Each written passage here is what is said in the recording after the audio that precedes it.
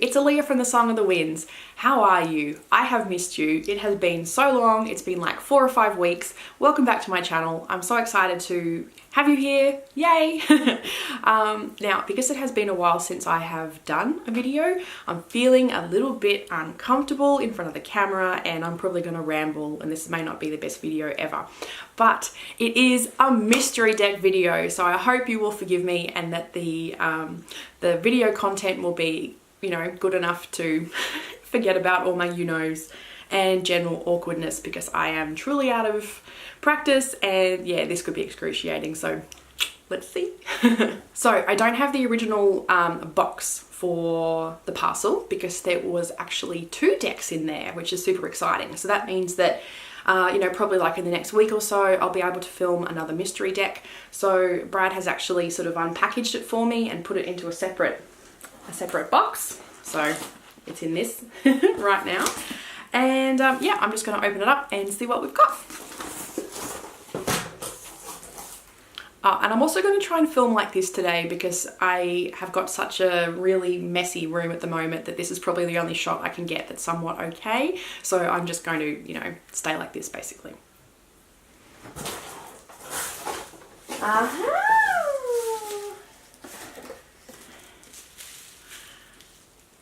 Okay.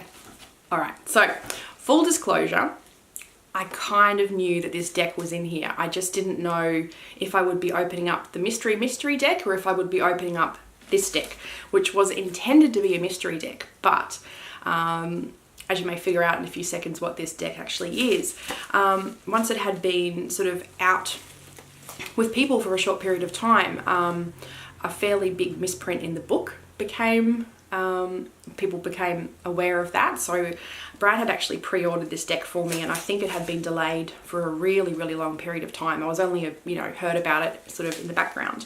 But anyway, he had to end up asking me and like letting me know what the deck was and asking me what I wanted to do. And yeah, I decided to just keep the deck with misprint because I don't want to have it going into landfill, really. You know, like a misprint's not that big a deal to me. Anyway, it's the Moonchild Tarot.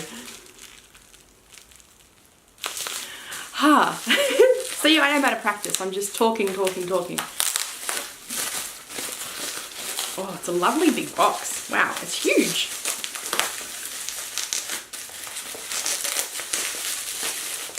Woo! Oh, beautiful. Oh yeah, and it's shrink wrapped on the outside. So I have to put that in my soft plastics recycling. I'll just take it out of the plastic first because it'll just be glary otherwise if I try and show you much of the box detail.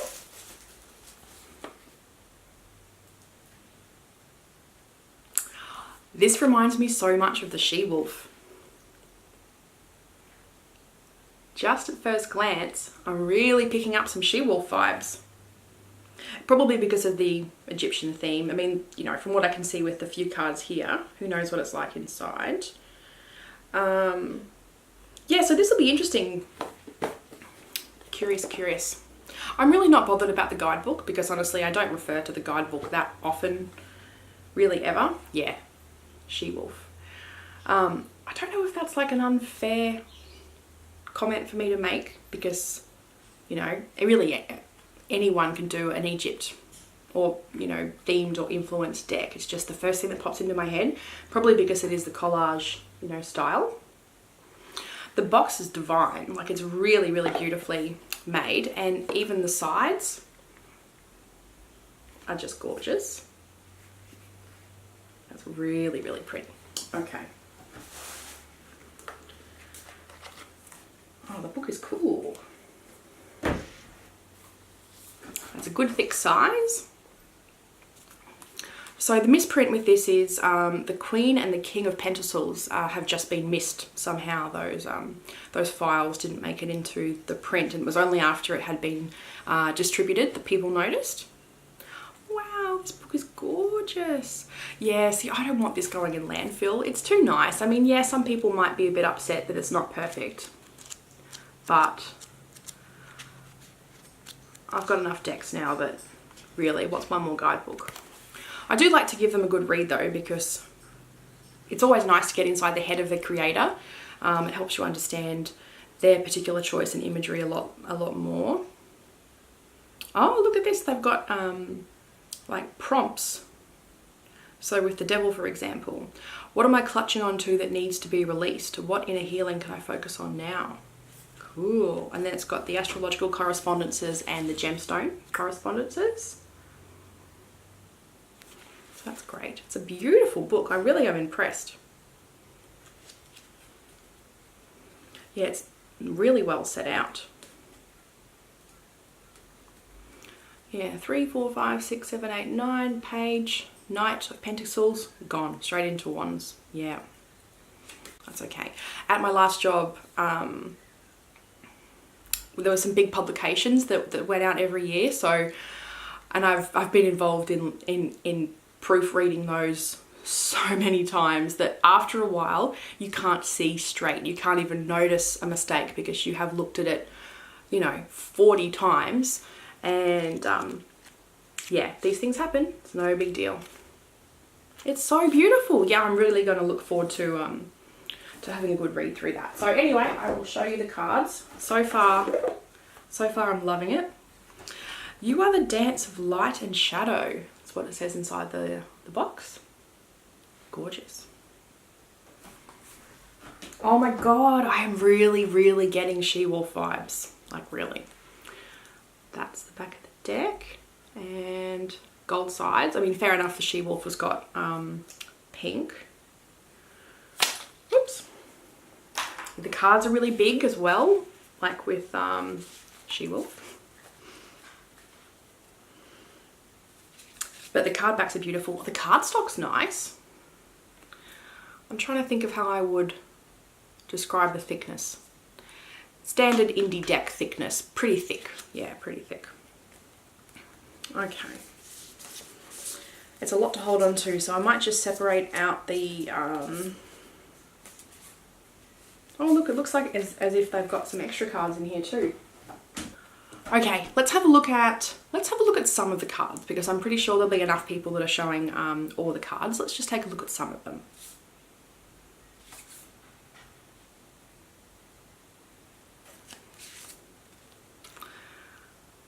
Okay, this is the High Priestess.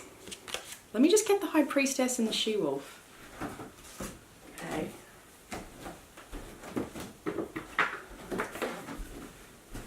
Okay. Oh, that's my lens cap.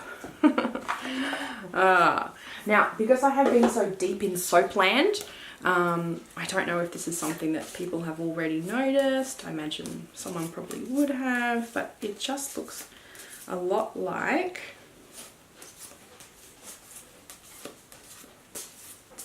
but then having said that, I mean that's the imagery from the Rider-Waite-Smith, so maybe I guess there's just so many similarities between the decks that I'm kind of like, whoa. Maybe I'm overthinking it.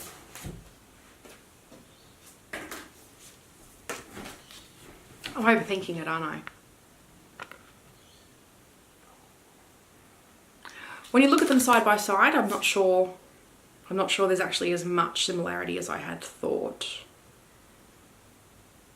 You know, because it's taking elements from Rider-Waite-Smith anyway. Never mind. Okay, let's keep on going. Oh boy, this is an awkward video. The next one will be better, I promise. Oh, the Empress is nice.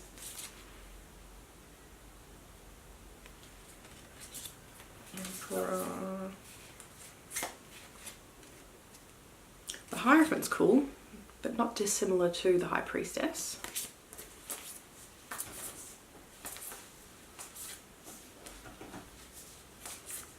I just can't help but shake like the overall she-wolf comparison. It's kind of getting me. The star, once again with that, the pillars from the High Priestess.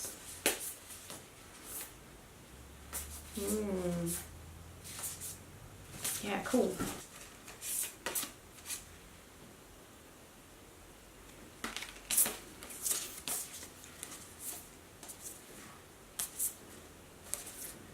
I'm sorry, the more I look at it, the more I'm just seeing She-Wolf all over it. I don't know when this project started. I don't know when the artist started working on this particular deck. Maybe there was just something floating around in the ether that they both tapped into at the same time, I'm not sure. But it's, yeah, it's really hard to shake this just sort of sense of deja vu. Which is not a bad thing, because I actually really like working with the She-Wolf Tarot. It photographs beautifully. I mean, you have got to get pretty high up because the, you know, cards are so big. But yeah, there's a lot of, and I'm not even showing you all the ones that have both got, you know, arches and pillars and stuff beside them. Okay. So this is definitely not one of my usual mystery decks videos, because I'm doing it all differently. I do really like how there's a lot more diversity in the characters, because it is all collage.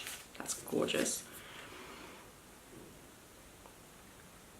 Because it is all collage, you know, there's many different sorts of people, and some of it looks like it might be old vintage pictures, and some might be actual, you know, posed photographs, but they're all, yeah, they're cool. I'm glad to see different people represented, not just the usual kind of white faces that you get in a lot of decks. Yeah, so what can I say? I think it looks really nice, but, you know, I'm just going to have to, you know, work with it a bit, and I really want to spend some time looking at the guidebook, because I think that is actually really quite a good guidebook. And the place that Brad had bought it from, he got it from Two Sides Tarot in Australia.